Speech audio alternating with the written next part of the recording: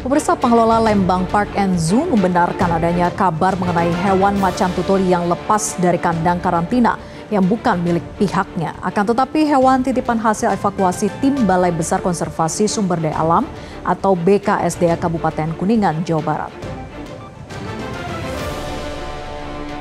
Hingga hari ini petugas gabungan terus melakukan upaya pencarian seekor macan tutul yang kabur di kawasan kebun binatang Lembang Park and Zoo.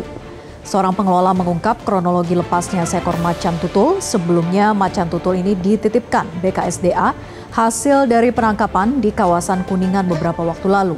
Rencananya macan tutul itu akan dititip selama 3 hari untuk dicek kesehatannya, diobservasi apakah siap dilepas liarkan di Gunung Ciremai. Namun dalam prosesnya hewan liar tersebut ternyata berhasil kabur karena stres, karena ia harus beradaptasi dengan lingkungan baru. Demi keamanan dan keselamatan warga dan pengunjung, aktivitas objek wisata ditutup sementara. Sedangkan tugas gabungan Lembang Park and Zoo, Polri, TNI, Polisi Hutan masih terus melakukan pencarian dan berharap macan tutul tersebut dapat segera ditangkap karena dari hasil penyisiran dan dari tanda-tanda yang ada, hewan buas tersebut masih berada di area objek wisata kebun binatang tersebut.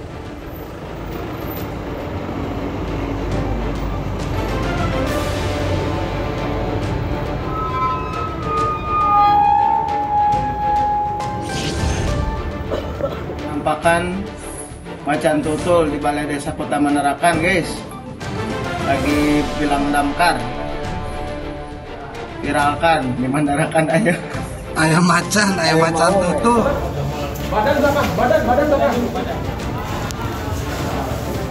Kita beralih ke kilas berikutnya, pemirsa. Ratusan murid sekolah dasar belajar di ruangan yang tidak memadai akibat sekolah rusak parah di Desa Sungai Laut, Riau. Sebagian bangunan sudah lapuk, atap serta dinding kelas sudah bolong, mengakibatkan proses belajar mengajar tidak nyaman. Selain itu, kondisi atap yang sudah rapuh juga membahayakan keselamatan para murid.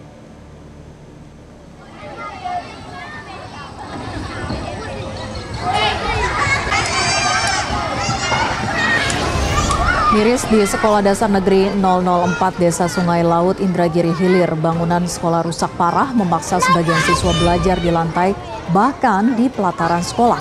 Atap bangunan yang bocor hanya ditutup terpal, lantai dan dinding dipenuhi lubang. Sementara meja dan kursi tidak lagi layak digunakan. Kerusakan bangunan tidak hanya mengganggu pembelajaran, tetapi juga membahayakan keselamatan para siswa.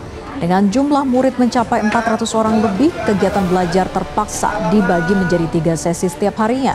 Saat hujan deras, ruang kelas tergenang, bahkan ketika air pasang ketinggian air bisa mencapai setengah meter.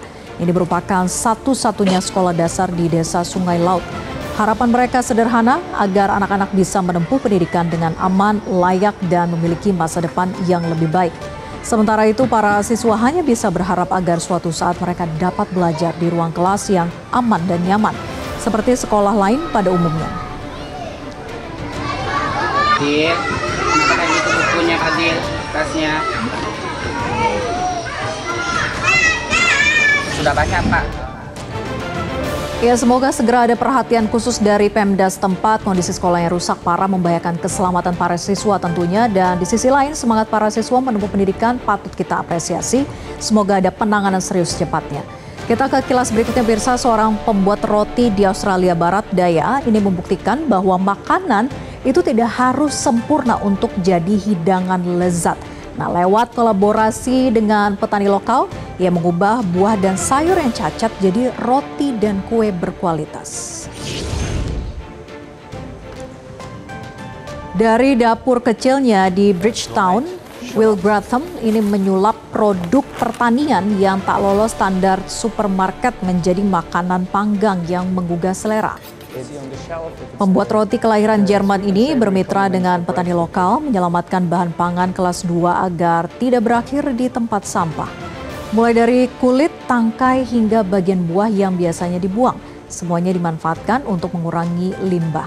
Bagi para petani seperti Michelle Is, kerjasama ini memberi peluang baru untuk meminimalkan sisa panen yang terbuang.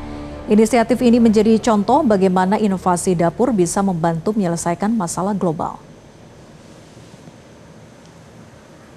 Blemishes starting to show up.